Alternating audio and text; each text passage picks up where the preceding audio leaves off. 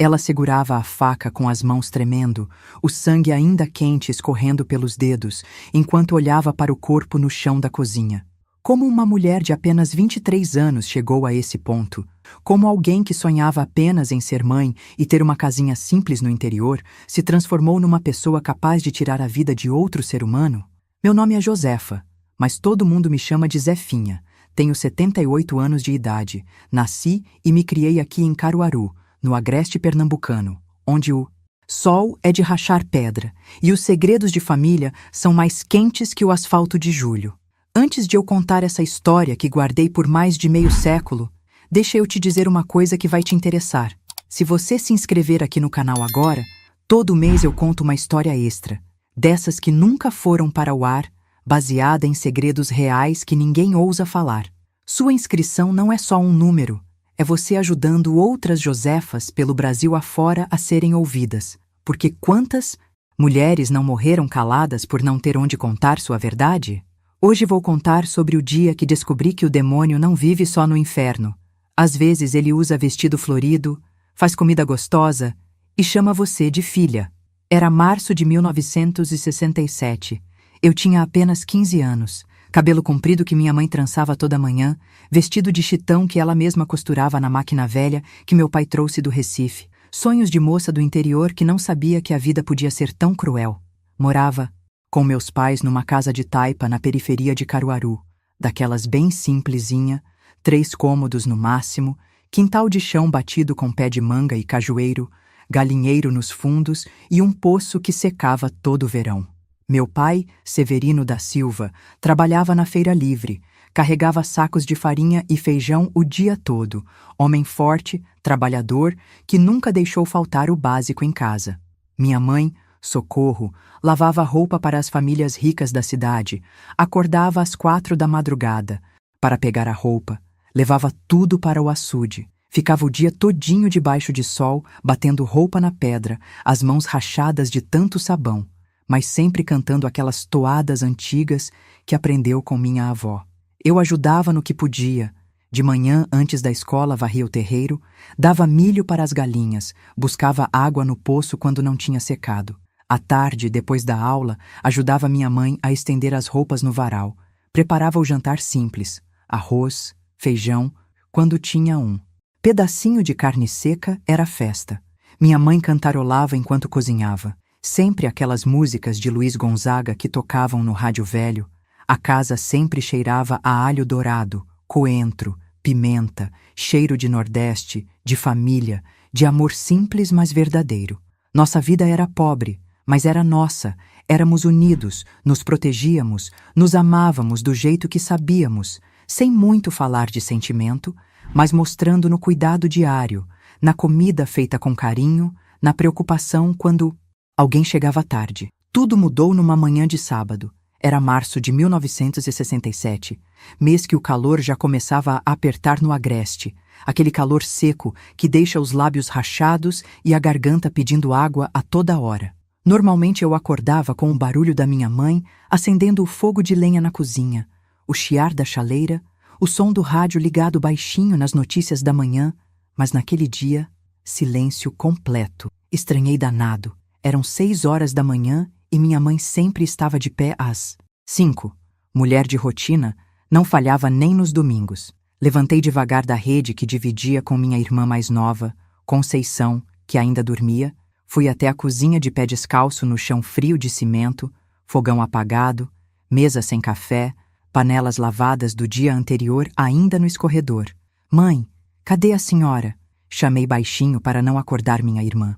Nada. Fui até o quarto dos meus pais, porta entreaberta, coisa estranha porque minha mãe sempre fechava para não entrar. Vento na madrugada. Empurrei devagar. O quarto estava escuro, cortinas fechadas, meu pai deitado de costas, roncando baixinho. Mas cadê minha mãe? Do lado dele, a cama vazia, lençol puxado, como se ela tivesse levantado e arrumado. Mas para onde tinha ido tão cedo? Saí pelo quintal, pensei que ela tivesse ido buscar lenha ou dar uma olhada nas galinhas, mas nada. Foi quando vi a porta do quartinho dos fundos entreaberta, aquele cômodo pequenininho que a gente usava para guardar as coisas velhas, onde ficava a máquina de costura quebrada, uns sacos de milho, ferramentas do meu pai. Cheguei perto, empurrei a porta devagar, meu coração já batendo descompassado. Alguma coisa não estava certa. Sentia no peito, na alma, aquela angústia que avisa que a desgraça está chegando. E foi quando vi ela, minha mãe, minha socorro querida, pendurada numa corda, o corpo balançando devagar, os pés descalços não tocando o chão, o rosto roxo, inchado, os olhos vidrados olhando para o nada, a língua para fora, numa cena que me persegue até hoje, que me acorda gritando no meio da madrugada, mesmo depois de todos esses anos. O grito que saiu de mim acordou a vizinhança inteira, um berro que vinha lá do fundo da alma, da dor mais profunda que um ser humano pode sentir, ver a pessoa mais importante da sua vida pendurada naquela corda como um boneco de pano. Meu pai veio correndo, minha irmã atrás, os vizinhos começaram a chegar, seu João de uma casa, Dona Maria de outra, todo mundo entrando sem pedir licença, como é costume no interior quando tem desgraça. Tira ela daí, pelo amor de Deus, tira minha mãe daí, eu gritava enquanto meu pai cortava a corda com um facão, o corpo dela caindo nos braços dele, pesado, mole, sem vida. Chamaram o doutor da cidade, Dr. Antônio, que chegou de bicicleta, examinou, balançou a cabeça. Suicídio, ele disse, coisa que acontece quando a pessoa não aguenta mais viver. Suicídio. A palavra ecoou na minha cabeça, como um tiro. Minha mãe, que cantava feliz toda manhã, que fazia planos para domingo, que tinha comprado pano novo para fazer vestido para mim, se matado. Não fazia sentido, não batia, não encaixava na mulher que eu conhecia. Mas quem era eu, uma menina de 15 anos, para questionar um doutor? O velório foi no mesmo dia. Março não perdoa no Nordeste. O calor acelera tudo, não dá para esperar. A funerária local, São José, preparou tudo às pressas. Caixão simples de madeira, flores, murchas do cemitério, sempre vivas, crisântemos baratos, velas que derretiam no calor, o cheiro doce e enjoativo da morte se misturando com o de cera e flor murcha. A casa encheu de gente, vizinhança toda, parentes distantes que nem sabia que existiam, compadres e comadres, gente da igreja. Minha mãe era querida, sempre ajudava quem precisava, emprestava açúcar, farinha, cuidava de criança doente, consolava quem estava triste. Todo mundo repetindo as mesmas frases de sempre. Tão nova, parecia tão feliz, coitada da Josefa, agora sem mãe. Deus sabe o que faz. Deus sabe o que faz. Como eu odiava essa frase. Se Deus sabia, por que deixou acontecer? Por que levou a pessoa mais boa que eu conhecia e deixou tanta gente ruim viva por aí? Meu pai fazia o papel de viúvo devastado, recebendo os pêsames, agradecendo a presença, limpando os olhos no lenço. Às vezes me abraçava e dizia: agora somos só nós três, Zefinha. Temos que nos unir. Sua mãe ia querer assim. Cuidado demais, carinho demais, atenção demais. Meu pai nunca foi de muito afago, homem daquele tempo, trabalhador, provedor. Mas não era de ficar fazendo carinho, dando beijinho, falando palavra doce. Devia ter estranhado ali mesmo, mas a dor era tanta que não conseguia pensar direito, só sentia um vazio enorme no peito, como se tivessem arrancado um pedaço de mim. Foi no meio daquele mar de gente chorando que eu vi ela pela primeira vez, uma mulher que não era da vizinhança. Isso era óbvio, toda arrumada demais para um velório de gente pobre, vestido preto de tecido bom. Não era chitão nem algodão barato, sapato de salto, bolsa de couro, cabelo pintado de loiro e penteado no salão, batom vermelho, perfume caro que dava para sentir de longe. Não era do nosso mundo, do nosso bairro, da nossa condição. Quem é aquela mulher ali? Perguntei para a Dona Conceição, vizinha que estava do meu lado. Não sei não, minha filha, nunca vi por essas bandas. Deve ser do trabalho do seu pai. Mas que trabalho? Meu pai carregava saco na feira, não tinha colega de trabalho arrumada daquele jeito. Corpo ficou tenso, o olhar nervoso, ansioso, como o cachorro quando vê o dono chegar. Na hora não entendi, mas hoje, depois de tanto tempo, sei que era culpa misturada com desejo, medo misturado com alívio. Ela estendeu a mão enluvada, ele apertou. Demoraram demais naquele cumprimento, íntimo demais para quem mal se conhecia. Olharam nos olhos tempo demais para ser normal. Meus pêsames, seu Severino, ela disse com aquela voz educada, voz de quem estudou, de quem aprendeu a falar. Bonito. Obrigado por ter vindo, dona Lindaura. Lindaura, nome de filme mexicano. Pensei na hora. Nome de mulher que sabe o que quer. Ela se virou para mim, tirou os óculos escuros devagar. Os olhos eram castanhos, desses castanhos mel que hipnotizam, mas frios, calculistas, me analisando da cabeça aos pés como quem avalia uma mercadoria no mercado. Você deve ser a Josefa. Sua mãe falava muito de você. Mentira deslavada. Minha mãe nunca tinha mencionado nenhuma Lindaura na vida.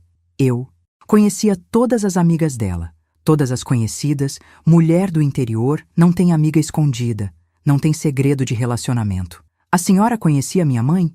Perguntei desconfiada. Éramos conhecidas sim. Nos víamos de vez em quando na cidade. Mais mentira. Minha mãe não saía de casa sem ser para trabalhar, para a igreja no domingo ou para fazer compra na feira.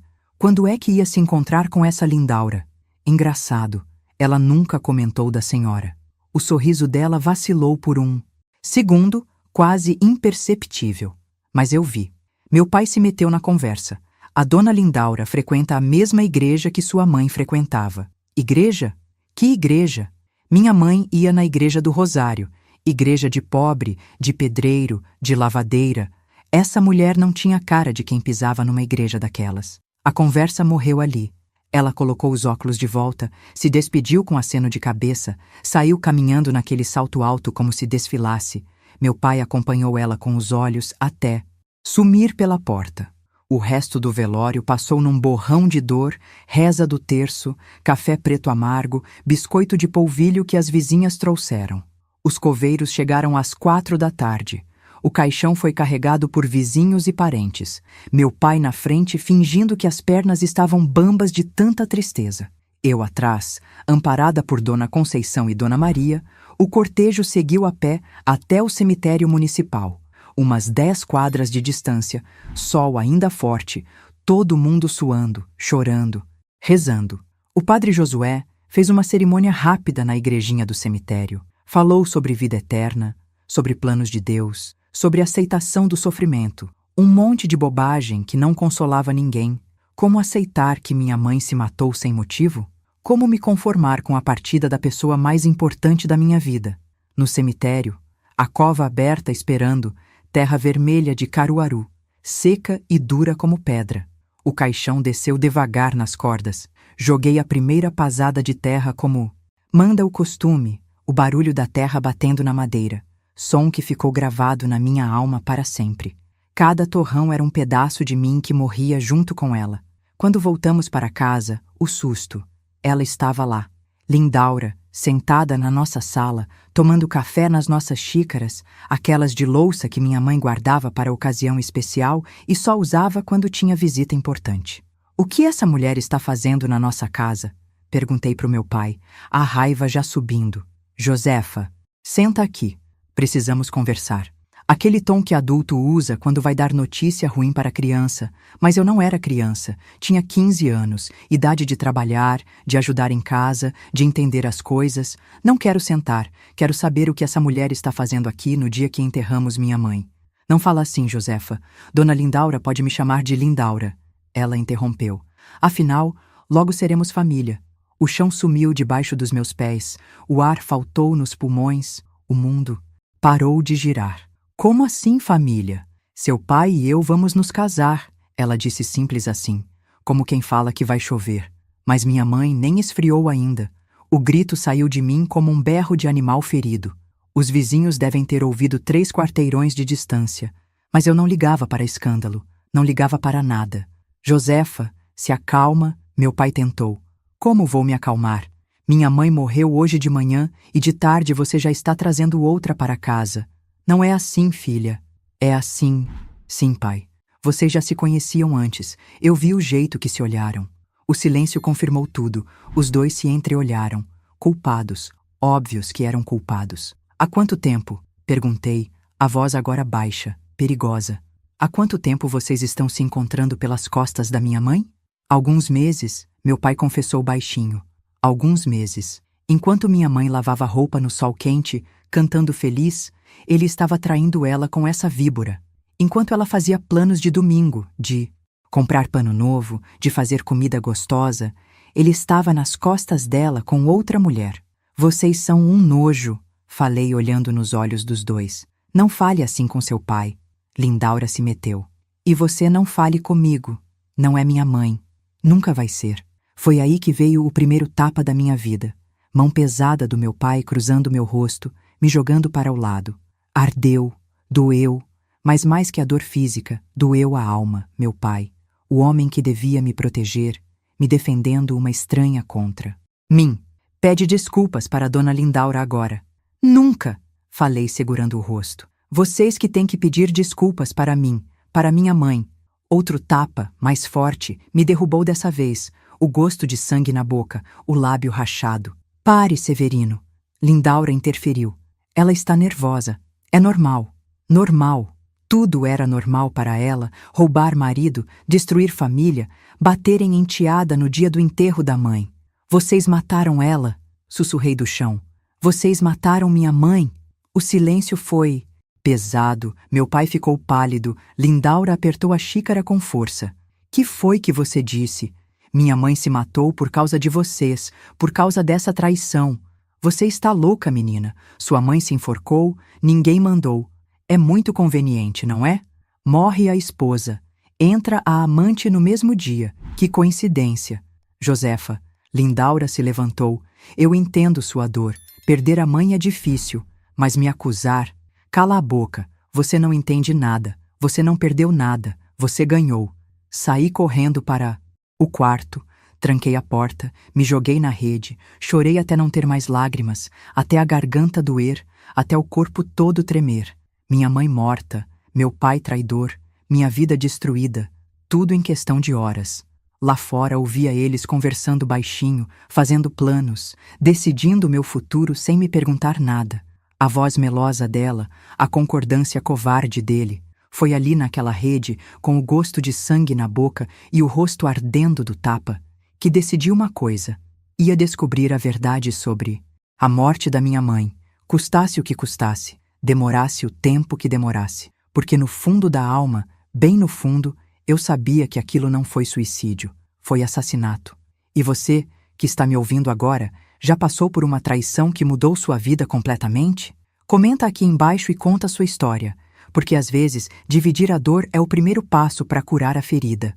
Se você está gostando dessa história e quer saber como eu descobri a verdade, se inscreve no canal e ativa o sininho, porque sua inscrição não é só um número, é você fazendo parte de uma rede de pessoas que acredita que toda história merece ser contada, que toda dor merece ser ouvida. Casa, expulsando o cheiro de sabão de coco e alho refogado que era a marca da minha mãe. Abril de 1967 começou com ela assumindo o comando de tudo, como se sempre tivesse morado ali, como se fosse a dona legítima daquele lugar que minha mãe tinha cuidado com tanto amor.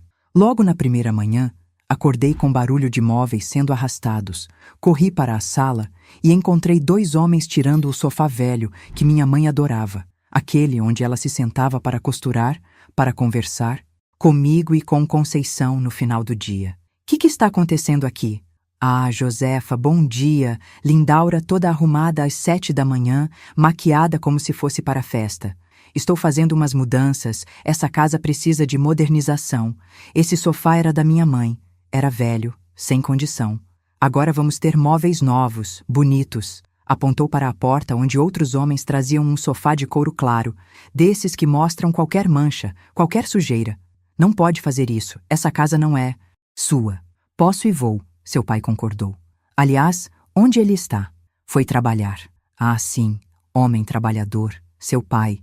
Por isso merece casa bonita. A indireta era clara como água. Minha mãe não dava casa bonita para ele. Engoli a raiva e fui para o quarto, mas nem ali tive paz. Logo ela bateu na porta. Josefa, vamos conversar sobre as regras da casa.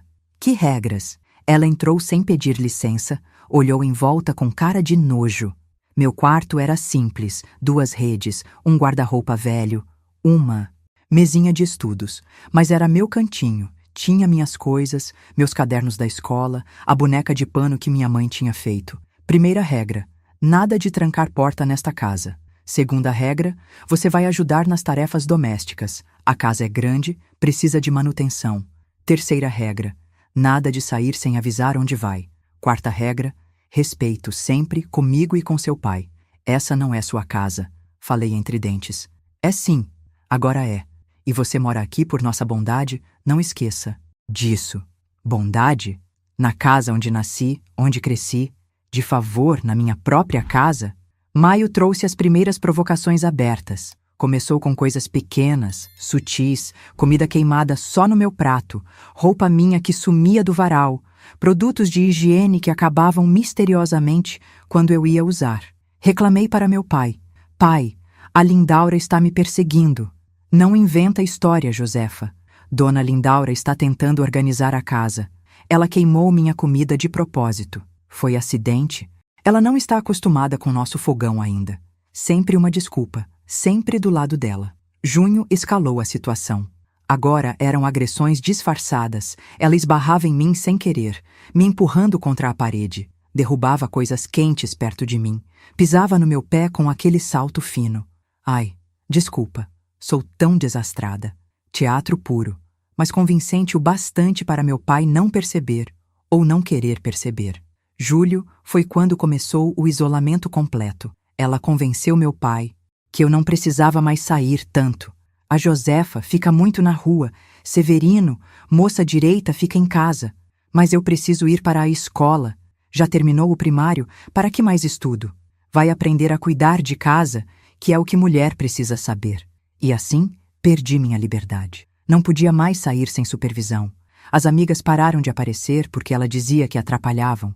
A vizinhança se afastou porque ela espalhou que eu era rebelde, problemática, que minha mãe tinha me mimado.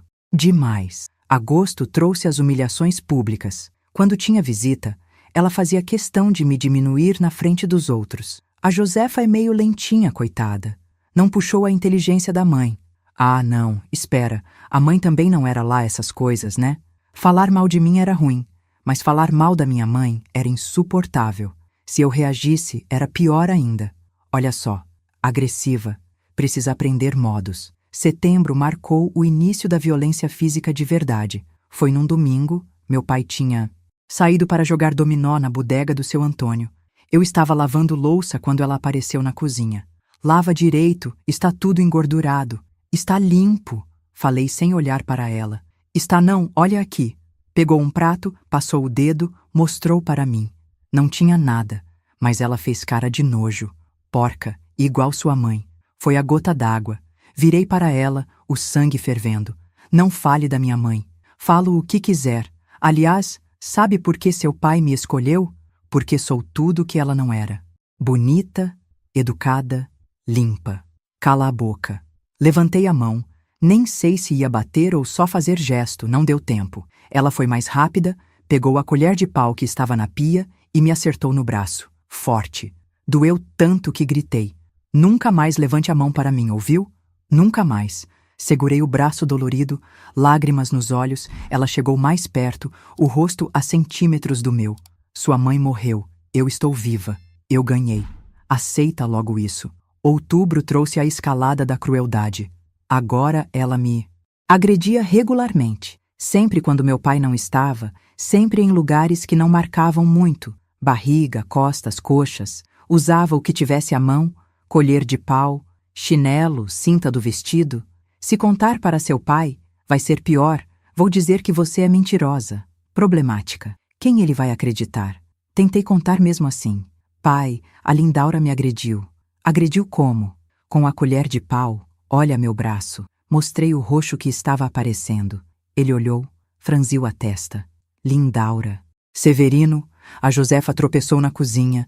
Eu avisei para ter cuidado com o chão molhado. Não foi isso. Ela me bateu. Josefa, para de inventar coisa, pede desculpas para Dona Lindaura. Mas pai, pede desculpas. Pedi com ódio no coração, mas pedi. Ela sorriu vitoriosa. Sabia que tinha vencido mais uma batalha. Novembro intensificou tudo. As agressões ficaram piores. Descobri que apanhar calada doía menos. Quanto mais eu gritava, mais ela batia. Aprendi a morder o lábio, fechar os Olhos, aguentar. Assim é melhor. Ninguém gosta de escândalo. Dezembro chegou com nova forma de tortura. Comida.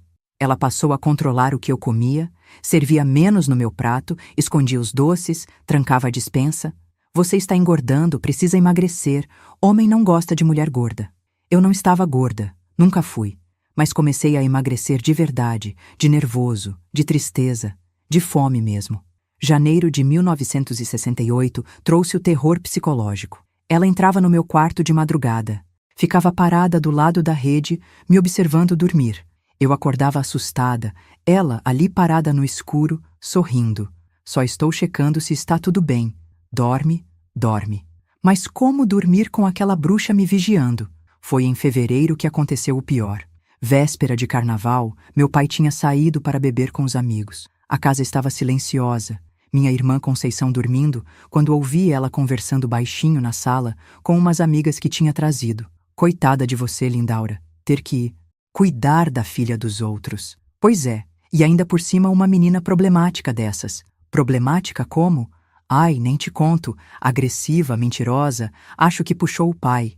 O homem bebia, agredia a mulher. Mentira deslavada. Meu pai nunca bebeu além da conta, nunca levantou a mão para minha mãe, mas eu, boba, não aguentei ouvir aquilo. Mentirosa, entrei na sala gritando. As mulheres se assustaram. Lindaura fingiu surpresa. Josefa, que escândalo é esse? Você está mentindo, meu pai nunca agrediu minha mãe. Ah, não? Então por que ela vivia roxa? Para de mentir. Foi aí que ela se levantou, pegou a bolsa, tirou algo de dentro, uma fotografia, mostrou para as amigas primeiro, depois para mim. Era minha mãe com o rosto inchado, olho roxo, foto que eu nunca tinha visto na vida. Isso é sua mãe depois de uma das surras do seu pai. Eu ajudei ela, coitada. Por isso viramos amigas. Mentira. Tudo mentira. Mas a foto era real. Como ela tinha conseguido aquilo? Ela caiu. Tentei explicar.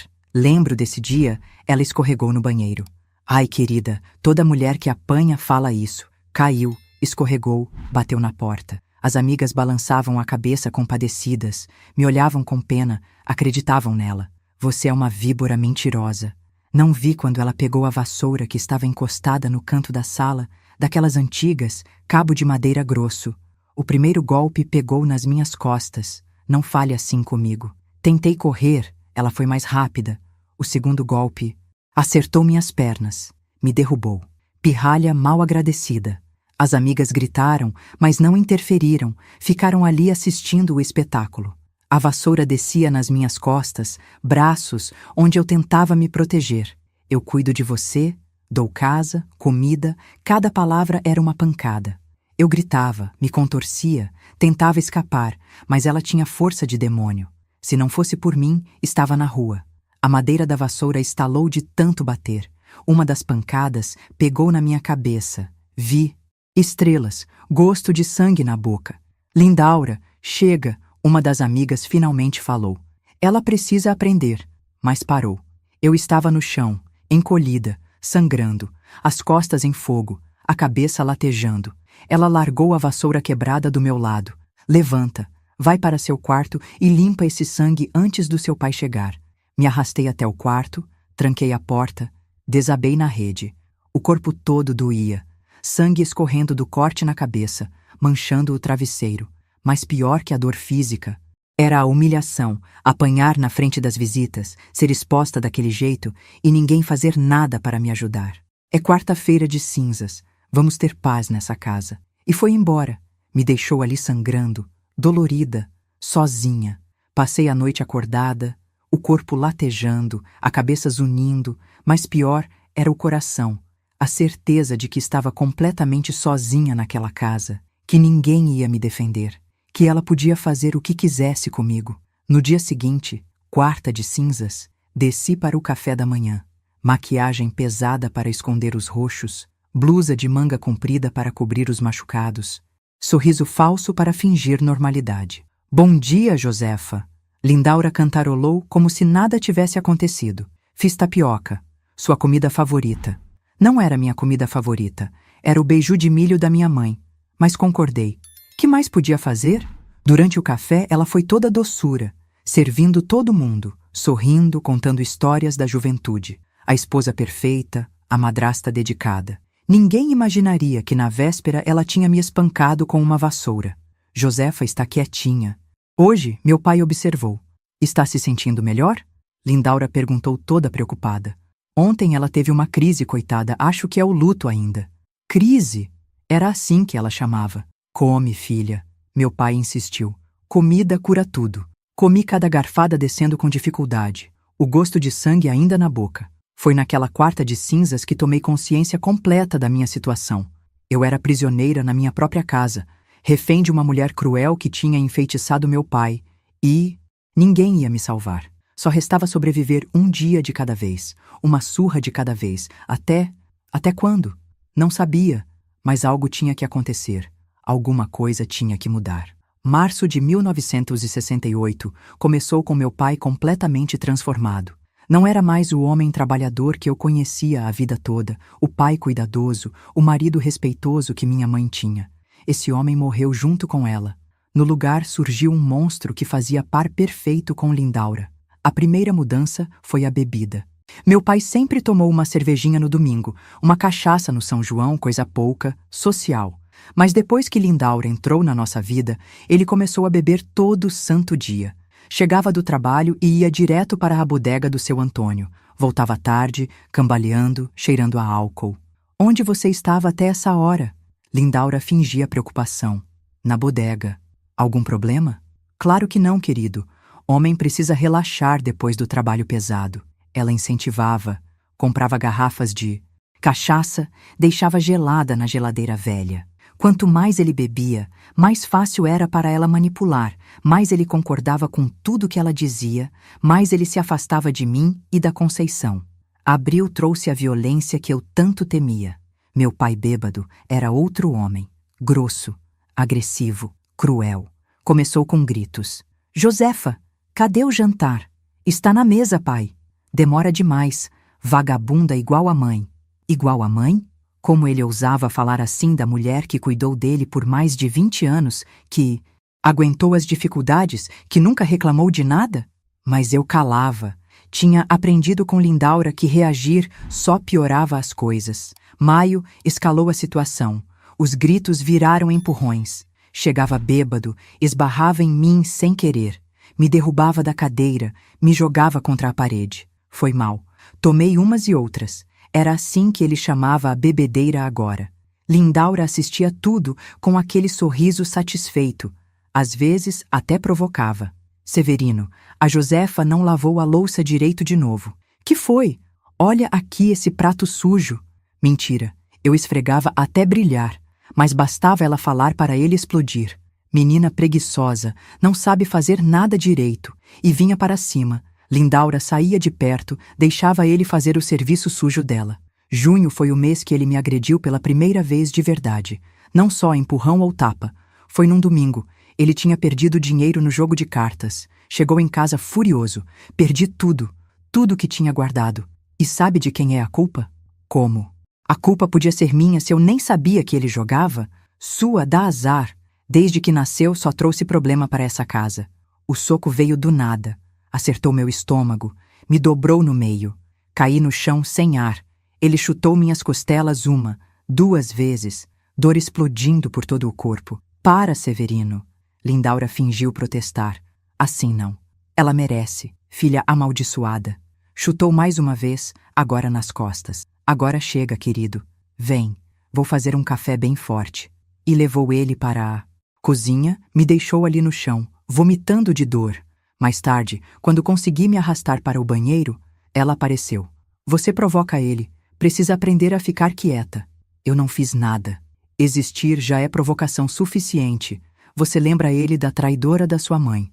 Minha mãe nunca traiu ninguém, falei segurando as costelas. Ela riu, aquela risada fria, cruel. Ah, não? Então por que ele me escolheu? Por que prefere me ter na cama dele? Nojo puro. Saí do banheiro antes de vomitar na cara dela. Julho intensificou tudo. Agora a violência era rotina. Meu pai bebia, Lindaura provocava, eu apanhava. Um ciclo infernal que se repetia todo dia. A Josefa me respondeu hoje. Que foi? Eu pedi para ela varrer o quintal. Ela disse que já tinha varrido. Mentira. Eu tinha varrido mesmo, 2 vezes, mas não importava. Respondona, vem cá. Corria, me escondia atrás do tanque, no quartinho dos fundos, mas casa pequena não tem muitos lugares para se esconder. Ele sempre me achava, sempre me pegava. Agosto trouxe novo nível de crueldade. Eles começaram a me torturar juntos. Era um jogo doentio entre os dois. Sabe o que sua filha fez hoje, Severino? O quê? Estava conversando com um menino que vende milho, dando mole, oferecida igual a mãe. Eu nem tinha visto menino nenhum. Estava trancada no quarto como sempre. Mas ele acreditava, sempre acreditava nela. Os socos vinham, os chutes, os tapas, ela assistia, dava sugestões. Não bate no rosto, vai marcar, nas costas. É melhor, ninguém vê. Aula de tortura, ela ensinando, ele aprendendo. Setembro foi quando quase morri literalmente. Meu pai chegou mais bêbado que o normal. Lindaura tinha preparado o terreno. Encontrei isso no quarto dela, mostrou uma carta. Reconheci minha letra, mas não o conteúdo. Que isso? Carta de amor para o filho do padeiro. Mentira, eu nunca escrevi carta para ninguém, mas como provar? Já está se oferecendo para qualquer um. Tentei explicar, negar, mas ele não ouvia. Veio. Para cima feito touro enraivecido, me jogou no chão, começou a me chutar. Barriga, costas, cabeça, perdi a conta dos golpes. Mata, mata logo, Lindaura gritava incentivando. E ele quase matou mesmo, só parou quando desmaiei. Acordei horas depois, vomitando sangue, costela quebrada com certeza, talvez 2. Outubro trouxe a fome como arma de guerra. Eles passaram a me negar comida, trancavam tudo, geladeira, armários, despensa. Gorda desse jeito não precisa comer todo dia, Lindaura. Dizia. Eu já tinha emagrecido uns 15 quilos, estava pele e osso, mas para eles eu ainda era gorda. Engordou igual a mãe, por isso ela morreu. Coração não aguentou carregar tanto peso. Mentira cruel. Minha mãe não era gorda, era forte, trabalhadora, saudável, até aquela manhã maldita. Novembro marcou novo tipo de tortura. Isolamento total. Pregaram tábuas na janela do meu quarto, trancavam a porta por fora. Eu ficava dias sem ver a luz do sol, sem respirar ar puro. É para seu bem. Lindaura explicava. Para você não fugir, não fazer besteira na rua. Fugir para onde? Fazer que besteira? Eu só queria viver, só queria que a dor parasse. Dezembro chegou com ameaças de morte explícitas, não era mais nas entrelinhas, era direto. Sabe o que acontece com filha ingrata? Meu pai perguntava, faca na mão. Morre igual a mãe, igual a mãe. A confissão estava ali na cara, mas o que eu podia fazer? Um acidente, uma queda, uma doença súbita, tanta coisa pode acontecer com menina. Problemática, Lindaura completava com aquele sorriso diabólico. Janeiro de 1969 foi terrível. As agressões pioraram. Agora eles usavam objetos, cinto, fio elétrico, pedaço de pau, o que achassem pela frente. Meu corpo era um mapa de cicatrizes, de dor, de humilhação. Por que não morre logo? Meu pai perguntava enquanto batia. Faz um favor para todo mundo. Eu me perguntava a mesma coisa. Por que não morria? Seria mais fácil, mais simples, mas algo me mantinha viva. Raiva, talvez. Teimosia. Ou só instinto animal de sobrevivência. Fevereiro de 1969, segundo aniversário da morte da minha mãe, dessa vez nem fingiram luto. Me deixaram trancada no quarto enquanto comemoravam o Dia dos Namorados. Ouvia as risadas, a música do rádio, os brindes, a vida seguindo sem mim, como se eu já tivesse morrido também. Para Lindaura, a mulher que salvou minha vida, ouvi meu pai brindar. Salvou destruindo a minha. Pensei no escuro do quarto. Foi na madrugada de março que tudo mudou para sempre. Eles estavam bêbados comemorando não sei o que na sala. Esqueceram de trancar meu quarto. Saí devagar. Fui até a cozinha buscar um copo d'água, a sede me matando. Fazia dias que só bebia do banheiro. Foi quando vi em cima da mesa a bolsa dela aberta e dentro documentos. Muitos documentos. A curiosidade venceu o medo. Peguei os papéis, olhei rápido, várias identidades com nomes diferentes, fotos antigas dela, recortes de jornal amarelados. Viúva desaparece após morte suspeita do marido. Mulher some depois de herdar fortuna. Polícia investiga morte estranha de comerciante.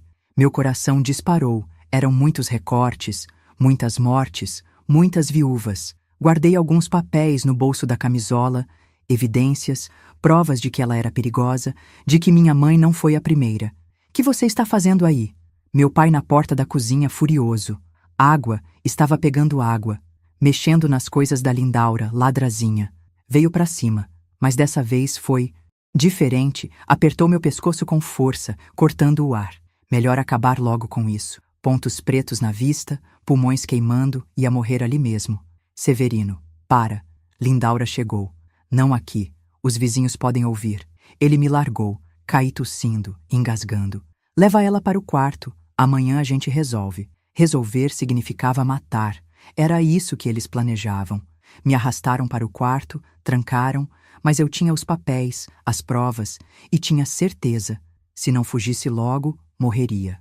O relógio da igreja bateu meia-noite, março começando, o mês da minha morte ou da minha libertação.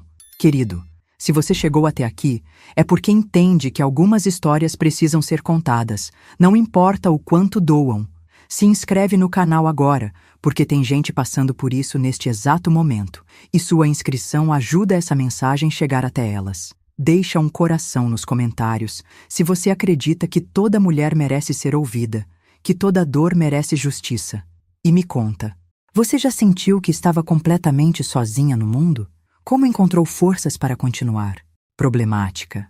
Então era isso. Estavam decidindo como me matar, se seria veneno como fizeram com minha mãe, ou se seria violento, fingindo acidente. O desespero me deu forças que eu nem sabia que tinha. Comecei a cavar com as unhas na madeira da parede, onde tinha um buraco pequeno que meu pai tinha tapado mal. A madeira estava velha, úmida, começou a ceder. Horas cavando, dedos sangrando, mas conseguindo aumentar o buraco. Quando fiz uma abertura suficiente para passar a mão, alcancei o trinco por fora. Destranquei devagar. Eram 3 da tarde.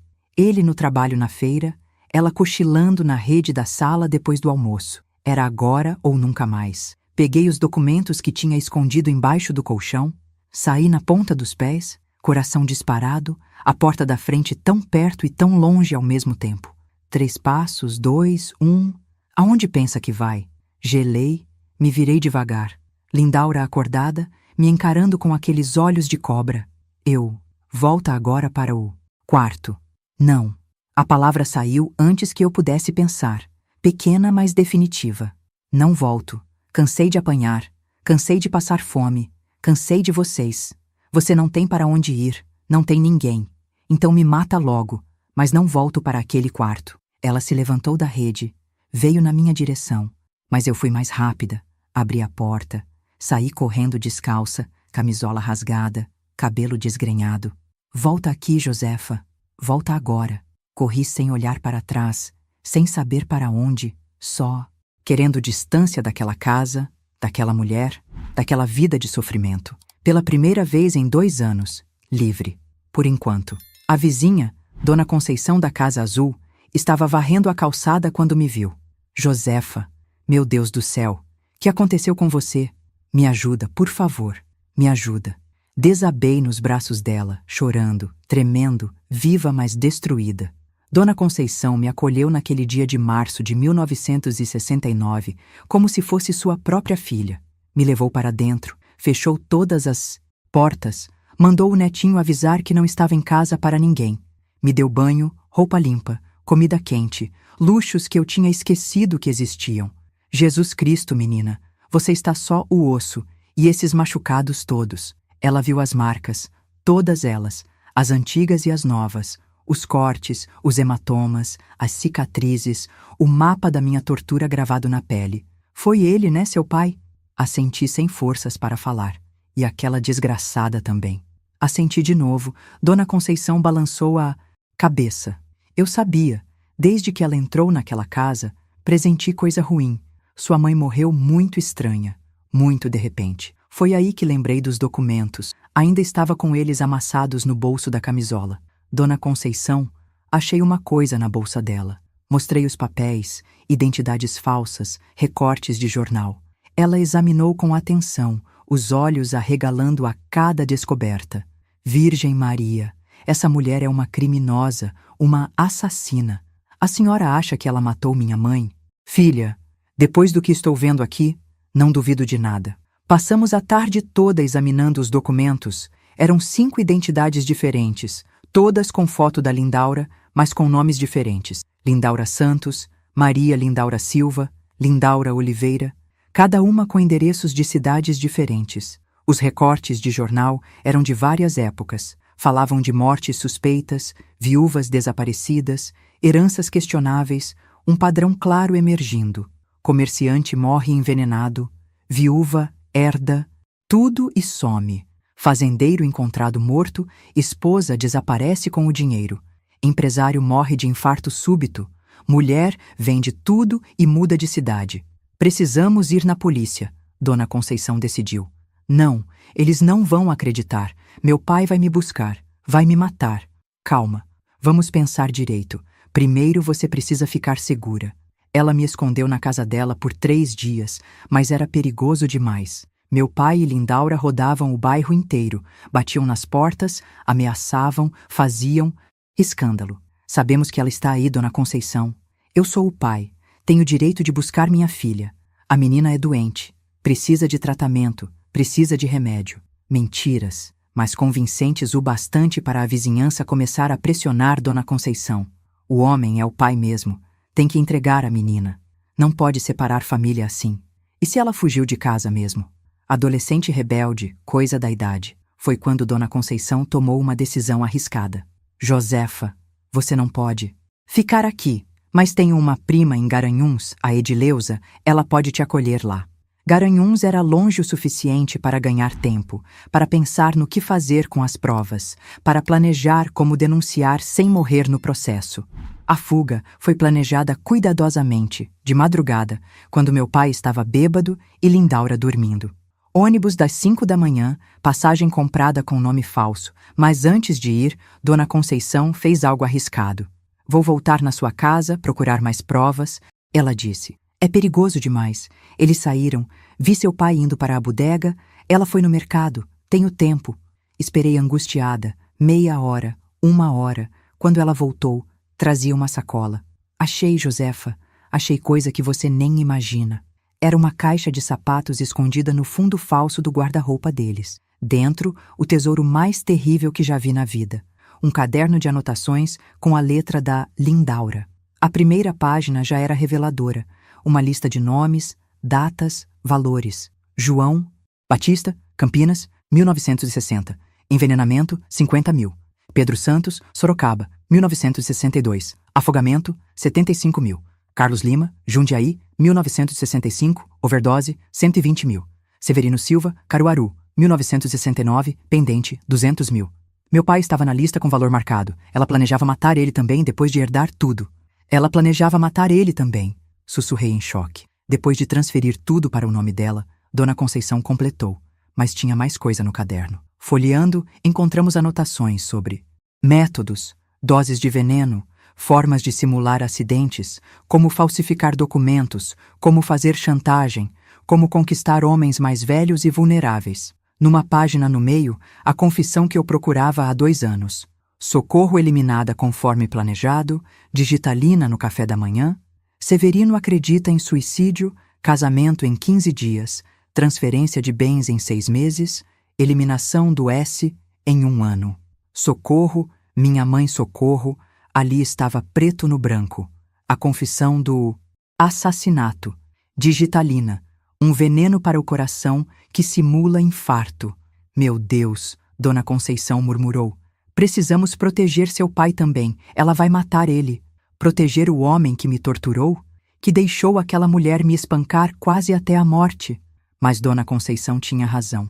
Apesar de tudo, eu não queria ele morto. Não assim, não por ela. Fotografei tudo com uma máquina velha que Dona Conceição tinha. Provas, evidências, munição para destruir aquela víbora para sempre. A viagem para Garanhuns foi tensa. 3 horas de estrada, pulando de susto a cada parada, achando que eles iam aparecer, me arrastar de volta para casa. Dona Edileuza me recebeu sem fazer perguntas. Mulher boa, viúva, morava sozinha numa casinha simples, nos arredores da cidade. Me deu quarto, comida, segurança, carinho, mas eu não conseguia descansar, as provas queimavam na minha consciência. Foi em abril que a oportunidade apareceu. Li no jornal sobre uma delegacia especializada em crimes contra mulheres que tinha aberto no Recife. Coisa nova, experimental, uma delegada mulher comandando. Preciso ir lá, decidi. É perigoso, Edileuza alertou. Mais perigoso é deixar ela solta, matando gente inocente. Fui, levei tudo, documentos, fotos, caderno. A delegada, doutora Márcia, era jovem, séria, diferente dos policiais machistas que eu conhecia. Ela examinou tudo cuidadosamente, fez perguntas, muitas perguntas, não me julgou, não duvidou, acreditou. Isso é muito sério. Estamos falando de assassinatos em série, uma verdadeira viúva negra. A senhora vai fazer alguma coisa? Vou, mas preciso de mais evidências, depoimentos, testemunhas, provas periciais. Meu pai nunca vai testemunhar contra ela, ele está enfeitiçado. Talvez não precise. Com esse material, posso pedir mandado de busca e apreensão. Quem sabe o que mais vamos encontrar na casa dela. Voltei para Garanhuns com esperança, mas também com medo. E se não desse certo? E se ela escapasse? E se descobrisse que fui eu que denunciei? As semanas seguintes foram agonia, esperando notícias, pulando sombras, até que em maio, Dona Conceição conseguiu mandar recado através de um primo. Josefa, você não vai acreditar, prenderam ela. Como? A polícia revirou a casa toda, achou mais provas, mais documentos, mais venenos, até joias das vítimas anteriores guardadas numa mala. E meu pai? Está em choque, não acredita no que descobriu. Mas a polícia mostrou as provas todas, inclusive o plano dela para matar ele também. Justiça finalmente estava sendo feita. O julgamento aconteceu em agosto. Fui chamada para testemunhar. Primeira vez que via os dois desde a fuga. Lindaura me encarou com ódio puro, mas não tinha mais poder sobre mim. Era só uma mulher comum, vulnerável, assustada.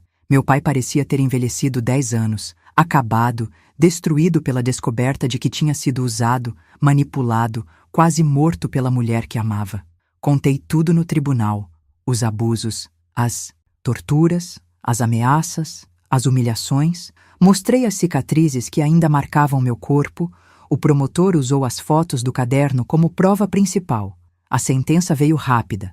Prisão perpétua por múltiplos homicídios qualificados, sem direito a recurso. Quando saíram algemada, ela passou por mim, sussurrou baixinho. Isso não vai ficar assim, menina. Já ficou, respondi olhando nos olhos dela. Você perdeu. Meu pai foi absolvido de cumplicidade no assassinato da minha mãe, mas pegou pena, por maus tratos e tortura contra a menor. 5 anos de prisão. Morreu em 3, cirrose, depressão, remorso. Não fui no enterro, não consegui perdoar completamente, não depois de tudo que me fez passar. Em setembro recebi carta da doutora Márcia. A investigação revelou mais vítimas da Lindaura. 10 maridos mortos ao total, ela era uma serial killer profissional. Você salvou vidas, Josefa, provavelmente a do seu pai também. Salvei mesmo, não sei, mas pelo menos fiz justiça pela minha mãe, pela Socorro que morreu traída e envenenada por uma víbora. Lindaura morreu na prisão em 1975, esfaqueada por outra detenta. Dizem que foi briga, mas sei que foi vingança. Mulheres se protegem umas das outras, até na cadeia. Outubro trouxe uma decisão importante. Que fazer da vida agora? Voltar para Caruaru nunca mais. Ficar em Garanhuns, talvez. Começar do zero em outro lugar.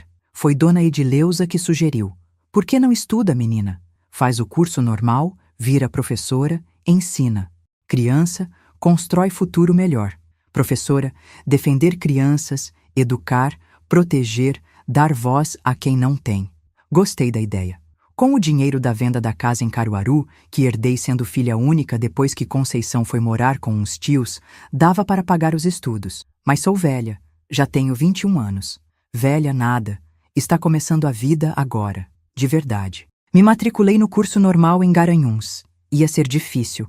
Mal tinha terminado o primário direito, mas eu tinha sobrevivido a coisa muito pior que matemática e português. Estudar era moleza, perto do inferno que vivi. Dezembro chegou diferente. Terceiro Natal longe de casa. mas primeiro com paz de verdade. Dona Edileuza fez ceia simples, convidou vizinhos, gente boa, acolhedora. Um brinde a Josefa, que o ano novo traga só alegria. Brindei com lágrima nos olhos, mas sorriso no rosto. 1970 começou com esperança, estudando feito louca, recuperando o tempo perdido, construindo o futuro com as próprias mãos. Os livros eram meus amigos, as professoras minhas aliadas, cada lição aprendida era uma vitória contra o passado sombrio. Passei no exame final. Me formei professora em 1973. Ironia do destino. Consegui emprego numa escola em Caruaru mesmo. Voltei para a cidade onde tudo começou, mas diferente, formada, independente, dona da minha própria vida. A escola era humilde, Escola Municipal Santos Dumont. Na periferia onde eu tinha crescido, atendia crianças pobres como eu fui um dia. Cada aluno que entrava na minha sala era uma chance de fazer diferença, de mostrar que conhecimento liberta, que estudo abre portas, que ninguém precisa aceitar o destino que outros escolheram para eles. Ensinava com paixão, com propósito. Cada criança que aprendia a ler era uma pequena vingança contra a ignorância que quase me destruiu. Em 1975, criei o primeiro grupo de apoio para mulheres vítimas de violência em Caruaru. Começou pequeno, 5 mulheres se reunindo na salinha dos fundos da escola depois das aulas. 1 ano depois, eram 15. 5 anos depois, eram 100. Como a senhora conseguiu superar tudo isso? Perguntavam sempre. Não superei, transformei. A dor não some, mas pode virar força, pode virar combustível para ajudar outras pessoas. Mostrava ferramentas práticas para reconstruir vidas, educação, trabalho, independência, rede de apoio, autoestima. Cada mulher que saía daquele grupo mais forte era uma vitória pessoal. Cada criança protegida era a menina que fui sendo salva de novo. Em 1978, veio a notícia que estava esperando. Lindaura morta na prisão, esfaqueada no banho por outra detenta. Senti alívio. Não alegria, só alívio. Ela não podia mais machucar ninguém. Não podia mais destruir famílias, enganar homens, matar inocentes. Foi também em 78 que conheci Antônio, diretor da escola estadual. Homem bom, viúvo, pai de 2 filhos pequenos, que respeitava minha história, entendia minhas cicatrizes, apoiava minha missão. Josefa, você é a mulher mais forte que conheço. Força não é escolha, é necessidade, Antônio. Não, muita gente passa pelo que você passou e se quebra. Você se reconstruiu e reconstrói outras pessoas. Me casei aos 30 anos, tarde para os padrões da época, mas no tempo certo para mim. Antônio entendia meu passado, respeitava meu trabalho, nunca tentou me controlar ou diminuir. Tivemos 3 filhos, Maria em 1980, José em 1982, Socorro em 1984. Criei eles diferente, com amor, mas sem posse, proteção, mas sem prisão, disciplina, mas sem violência. Mãe, por que a senhora chora quando vê aquelas mulheres machucadas? Porque já fui uma delas, Maria. Mas agora a senhora ajuda elas? Ajudo. É por isso que ficamos fortes para ajudar quem ainda está fraco. Os anos voaram. Casos resolvidos, vidas salvas, famílias reconstruídas. Em 1990, fui eleita vereadora. Primeira mulher na Câmara Municipal de Caruaru, mudei leis, criei projetos, implementei políticas públicas. Violência doméstica deixou de ser problema privado para ser questão de Estado. Lei Maria da Penha ainda não existia, mas a gente fazia o possível com o que tinha. Em 1995, recebi a homenagem da Assembleia Legislativa de Pernambuco, Mulher que faz a diferença. Olhei a placa, pensei na minha mãe, na Socorro que morreu sem ver justiça, mas que viu através de mim. Cada mulher que salvei foi um beijo no rosto dela. Cada criança que protegi foi um abraço que não pude dar. Lindaura ganhou por 2 anos, eu ganhei por 30 e continuava ganhando. Me aposentei da escola em 2000, 25 anos de magistério, milhares de alunos, centenas de vidas transformadas. Mas não parei. Virei voluntária, palestrante, consultora. Vó, por que a senhora ainda trabalha? Já está aposentada. Porque enquanto tiver mulher sofrendo, criança sendo violentada, família sendo destruída, tem trabalho a fazer, minha neta. Meus netos, 7 no total. Maria me deu 4, José 2, Socorro 1. Crianças livres, felizes, seguras, que não conhecem o medo que conheci, que acham normal mulher ser forte, independente, respeitada. Em 2010, perdi Antônio. Câncer fulminante. Dor diferente da antiga. Essa era de perda, não de violência. Dor limpa, se é que posso dizer assim. Chorei como não chorava há décadas, mas dessa vez tinha rede de apoio, família, amigos, as centenas de mulheres que ajudei e que agora me ajudavam.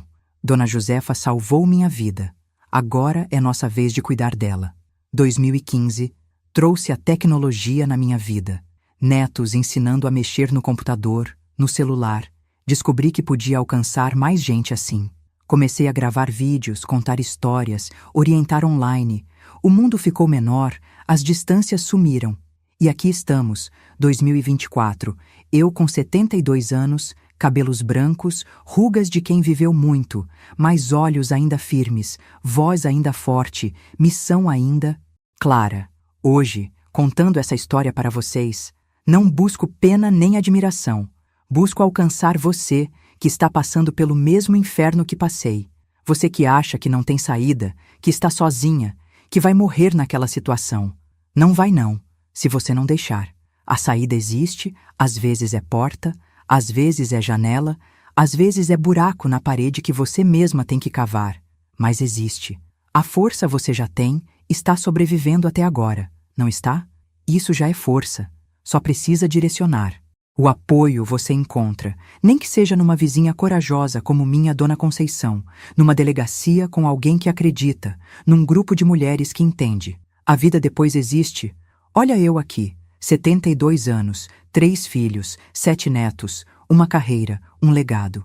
A menina que apanhava todo dia virou a mulher que salvava outras. Se eu conseguir, você consegue. Não vou mentir, é difícil, dói, demora, tem recaída, tem medo, tem noite sem dormir, mas cada passo para longe do inferno vale a pena.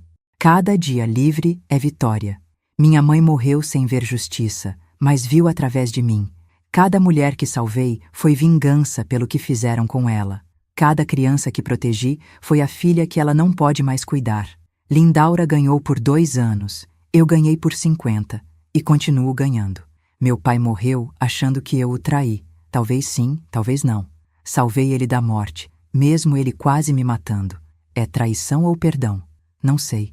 Só sei que sobrevivi. Venci. Transformei dor em propósito, cicatriz em medalha, e isso ninguém tira de mim. A vida tem jeito engraçado de dar voltas, né?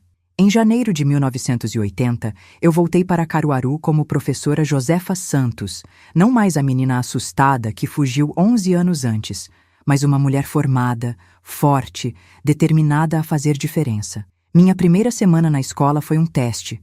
As colegas me olhavam torto, mulher jovem, solteira ainda, vinda de fora. Algumas tentaram me diminuir, me testar. Professora, essa turma aqui é pesada demais. Deixa com a gente. Pesada por quê? Porque tem criança problemática, violenta, de família desestruturada.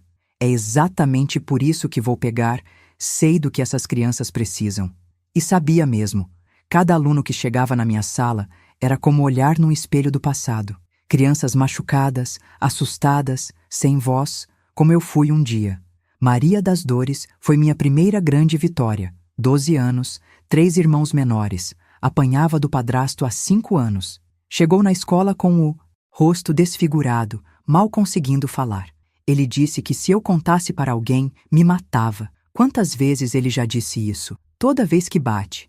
E quantas vezes ele te matou? Ela me olhou surpresa. Ninguém nunca tinha colocado assim. Nenhuma. Então a ameaça não funciona. Você está aqui, viva, corajosa. Foi a primeira vez em anos que alguém chamou ela de corajosa. Vi nos olhos dela a mesma centelha que acendeu em mim anos atrás. Esperança. Denunciamos o padrasto. Conseguimos abrigo. Para ela e os irmãos. Medida protetiva. Coisa rara na época. 6 meses depois, ela me procurou. Professora Josefa, consegui bolsa para estudar. Vou fazer o ginásio. Estou vivendo, não só sobrevivendo, estou vivendo de verdade. Casos como esse se multiplicaram. Cada criança salva era uma vitória pessoal, cada família protegida, uma vingança contra o que fizeram comigo. Cada agressor denunciado, justiça pela minha mãe. Em 1985, 10 anos depois da morte de Lindaura, criei a primeira Casa de Apoio para Mulheres Vítimas de Violência em Caruaru. Começou numa salinha alugada, eu e mais 3 voluntárias. Acabou virando referência para todo o agreste pernambucano. 2 anos, a raiva de ter sido traída pelo próprio pai. Essa raiva virou combustível para uma missão: fazer com que nenhuma outra menina passasse pelo que passei. Nenhuma outra mãe morresse envenenada por uma víbora como Lindaura. Em 1987, aconteceu algo que mudou minha vida para sempre. Estava dando uma palestra numa escola em Petrolina quando uma mulher se aproximou depois da apresentação. "Professora, preciso falar com a senhora. É urgente." Era Conceição, minha irmã mais nova que eu não via desde que fugi de casa em 1969. 18 anos sem notícias, 18 anos de saudade guardada no peito. "Josefa, minha irmã, como você cresceu, como ficou forte. E você, Conceição, como estava linda, mulher feita, casada, mãe de 2 filhos." Ela me contou que depois que fugi, tudo desmoronou em casa. Papai ficou doido, bebia mais ainda. Lindaura descontava a raiva nela. Quando prenderam a Lindaura, ele ficou perdido, não sabia mais como viver. Morreu 3 anos depois na cadeia, cirrose e desgosto. Conceição foi morar com uns tios em Juazeiro. Se casou nova, constituiu família, mas nunca me esqueceu. "Sempre soube que você ia dar certo, sempre soube que era forte demais para se deixar quebrar." Foi através dela que soube de uma notícia que me gelou o sangue. Tinham encontrado mais corpos, mais vítimas da Lindaura que a polícia não sabia na época do julgamento. Escavações num terreno que ela possuía em Campina Grande revelaram 5 esqueletos, homens de diferentes idades, todos envenenados. A serial killer tinha matado muito mais gente do que imaginávamos. 15 maridos no total, 15 famílias destruídas, centenas de filhos órfãos. Meu Deus, Conceição, quantas mulheres como nossa mãe ela matou. Quantas crianças como nós ficaram órfãs por causa daquela desgraçada. A descoberta me deu ainda mais certeza da importância do meu trabalho. Cada mulher que eu salvava era uma vitória contra todas as Lindauras do mundo. Cada criança protegida era uma vingança por todas as vítimas inocentes. Em 1990, aos 42 anos, decidi entrar na política. Candidatei a vereadora com uma plataforma simples: proteção às mulheres e crianças. Não tinha dinheiro para a campanha, não tinha padrinho político, não tinha nome conhecido, mas tinha uma história para contar, uma missão para cumprir. Rodei o agreste todo, de pé de pau, de ônibus, de carona, contando minha história, mostrando as cicatrizes, explicando por que era importante ter alguém na Câmara que entendia na pele o que era violência doméstica. Ganhei por uma diferença pequena, mas ganhei. Primeira mulher eleita vereadora em Caruaru. Meu primeiro projeto de lei foi criar um fundo municipal para vítimas de violência doméstica, recursos para abrigamento, tratamento psicológico, capacitação profissional. Os vereadores homens riram na minha cara. Isso é problema de polícia, não de prefeitura. Problema de polícia? E quando a polícia não acredita na mulher? E quando o delegado diz que é briga de casal? E quando o marido é amigo do comandante? Vocês acham que violência doméstica é brincadeira? Levei para a Câmara uma exposição de fotos, mulheres que eu tinha atendido, rostos desfigurados, corpos marcados, crianças traumatizadas. Isso aqui acontece todo dia na nossa cidade, enquanto vocês fingem que não existe. O projeto passou por 7 votos a favor, 5 contra. Primeira vitória política. Muitas outras viriam. Em 1994, fui reeleita, dessa vez com margem maior. Em 1998, tentei deputada estadual. Não consegui. Voltei para vereadora em 2000.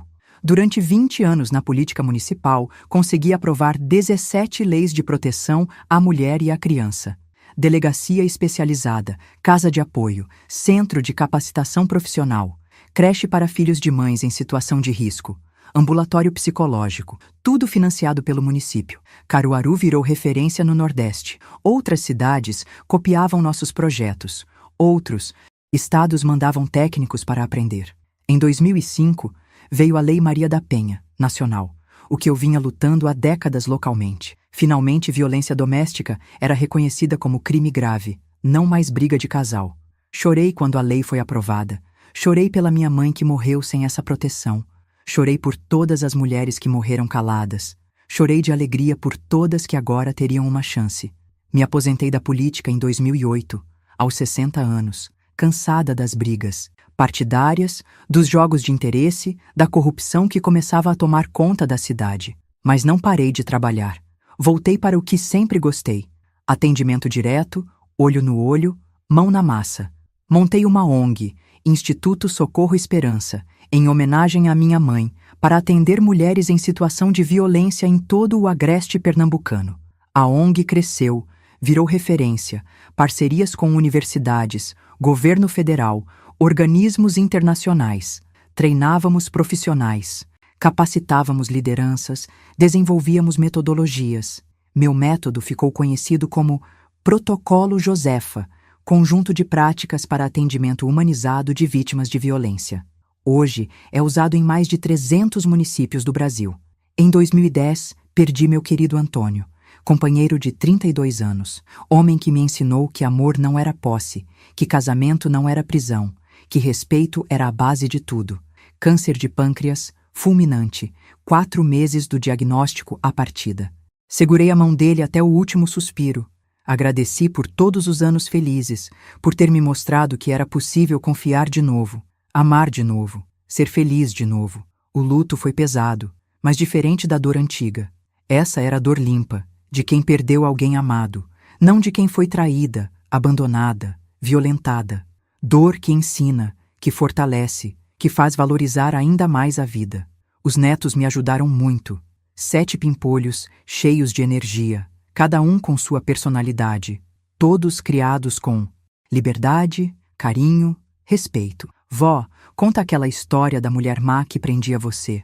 Para que vocês querem ouvir coisa triste? Porque você venceu ela, vó. Porque você é a heroína da história. Heroína eu não era. Era sobrevivente, era teimosa, era mulher que se recusou a aceitar o destino que outros escolheram para ela. Mas para eles eu era heroína, exemplo de força, prova de que sempre tem saída. Em 2015 comecei a gravar vídeos para a internet, coisa nova para mim, mas os netos insistiram. Vó, a senhora precisa contar suas histórias para mais gente, tem muita mulher sofrendo que precisa ouvir. Primeiro vídeo teve 50 visualizações, segundo teve 200, terceiro 1000. Em 6 meses tinha 100 mil inscritos, pessoas do Brasil todo comentando, contando suas histórias, pedindo ajuda, oferecendo apoio. Descobri que a internet podia ser ferramenta poderosa de transformação social, que uma mulher de 70 anos podia fazer revolução do interior de Pernambuco para o mundo todo.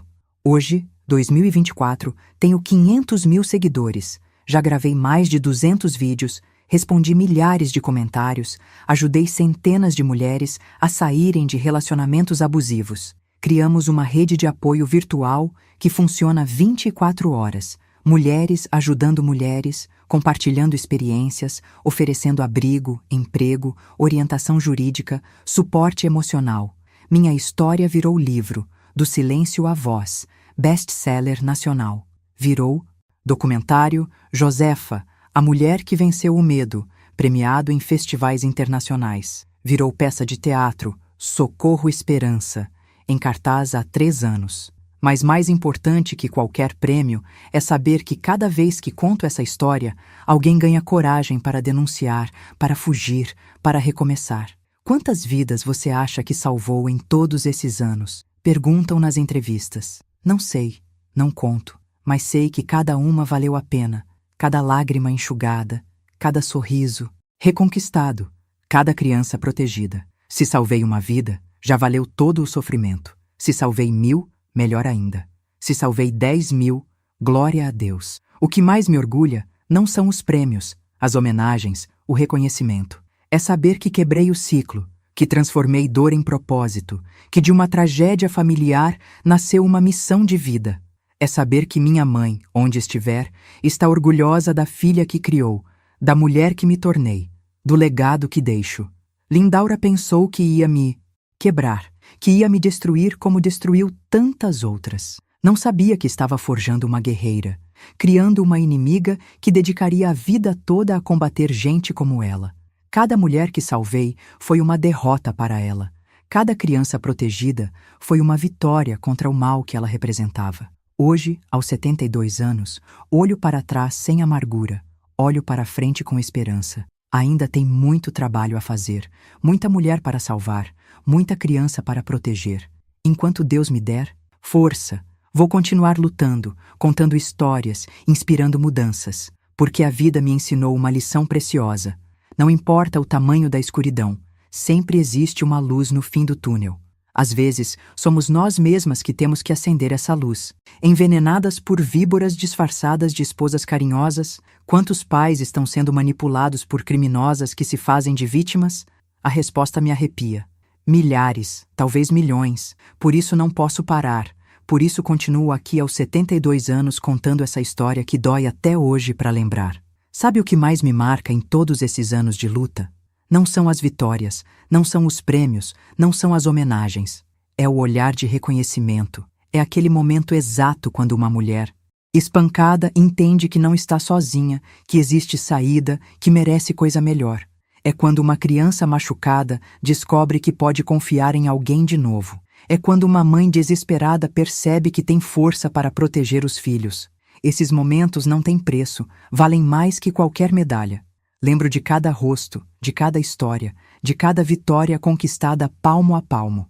Maria Aparecida, que fugiu no meio da madrugada com 4 filhos pequenos, e hoje é advogada especializada em direitos da mulher. Ana Cláudia, que quase morreu estrangulada pelo marido, e agora dirige a maior casa de apoio do interior do Ceará.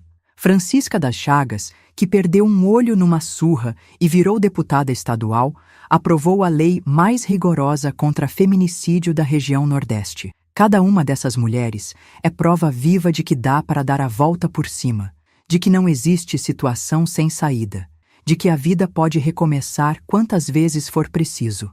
Elas me ensinam todo dia que escolhi o caminho certo, que valeu a pena transformar minha dor particular numa missão universal. Quando bate o desânimo, quando a idade pesa, quando o corpo cobra as pancadas antigas, penso nelas e encontro forças para continuar. Porque olha só, minha gente querida, a violência contra a mulher não escolhe classe social, não escolhe cor, não escolhe religião, não escolhe escolaridade, rica ou pobre, branca ou preta, doutora ou analfabeta, evangélica ou católica, todas podem ser vítimas. O que muda é só o tipo de violência. Umas apanham de cinto, outras de humilhação. Umas morrem envenenadas, outras morrem por dentro. Umas são presas em casa de taipa, outras em mansão dourada. Mas o sofrimento é o mesmo. A dor é igual.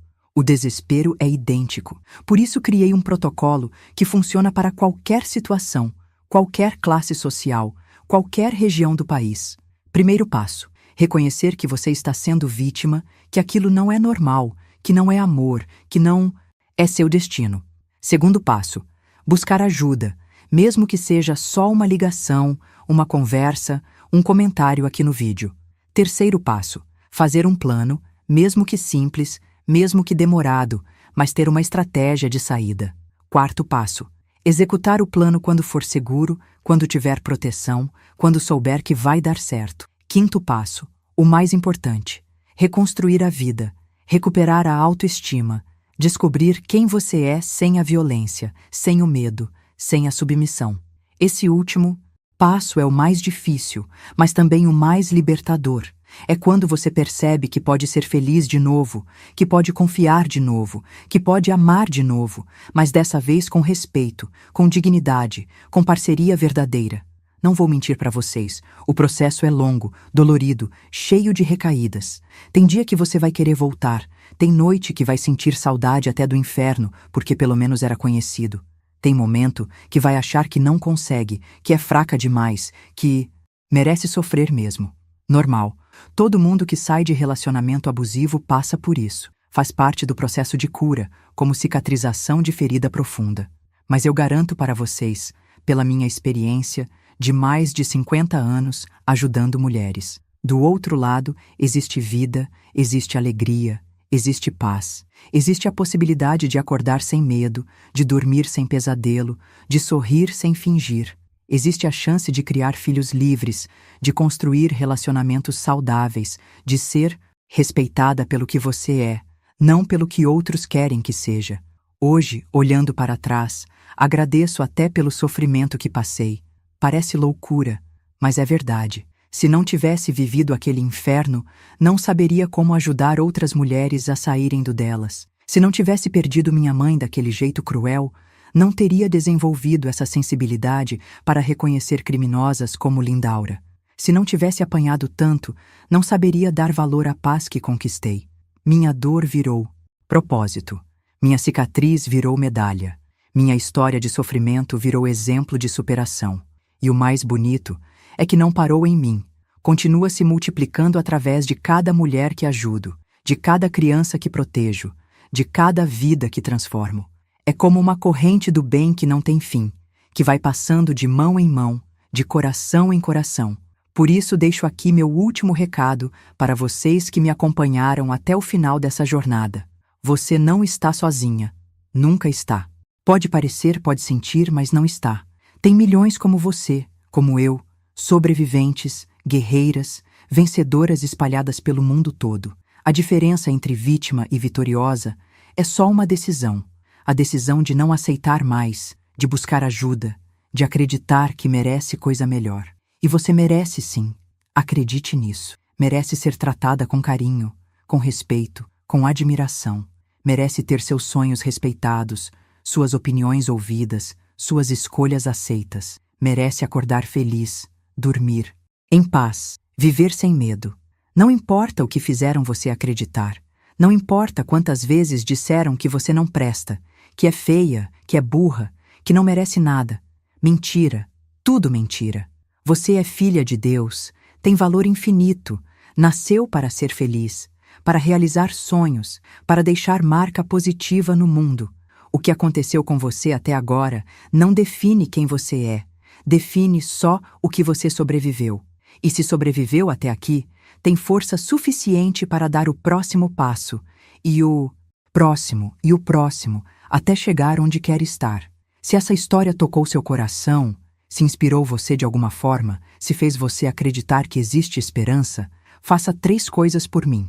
Primeiro, se inscreva nesse canal, ative o sininho, porque toda semana tem história nova, toda semana tem mulher sendo ouvida, toda semana tem esperança sendo distribuída. Sua inscrição não é só um número, é você fazendo parte de uma rede de proteção, de uma corrente de amor, de uma família que se cuida. Segundo, deixe um coração azul nos comentários se você acredita que toda mulher merece ser respeitada, toda criança merece ser protegida, toda família merece viver em paz. E aproveite para contar sua história também, para dividir sua dor, para compartilhar sua vitória. Os comentários aqui viraram um grupo de apoio espontâneo, mulheres ajudando mulheres, pessoas oferecendo ombro amigo, gente do Brasil todo se unindo contra a violência. Terceiro, compartilhe esse vídeo. Mande para aquela amiga que precisa ouvir, para aquela parente que está sofrendo calada, para aquela conhecida que você suspeita que está passando por maus bocados. Cada compartilhamento pode ser a salvação de alguém. Pode ser a luz no fim do túnel que uma mulher desesperada estava procurando. E lembra, se você está passando por situação de violência neste momento, não espere ficar pior. Não espere ter certeza. Não espere ter coragem total. Liga 180, procura uma delegacia da mulher, conversa com alguém de confiança. Manda mensagem aqui mesmo nos comentários. Tem gente disposta a ajudar. Tem rede de proteção funcionando. Tem saída sim. Termino essa história com o coração cheio de gratidão por ter sido ouvida, por ter encontrado vocês, por saber que minha dor não foi em vão. Minha mãe Socorro morreu envenenada por uma criminosa, mas através de mim ela continua viva, continua cuidando, continua protegendo outras filhas pelo Brasil afora. Lindaura ganhou 2 batalhas, mas perdeu a guerra. O mal que ela representava foi vencido pelo bem que decidimos espalhar. Com o amor de vó que já apanhou muito, mas que aprendeu a revidar na vida, que já chorou oceanos, mas que hoje sorri de verdade, que já esteve no fundo do poço, mas que conseguiu escalar até o topo.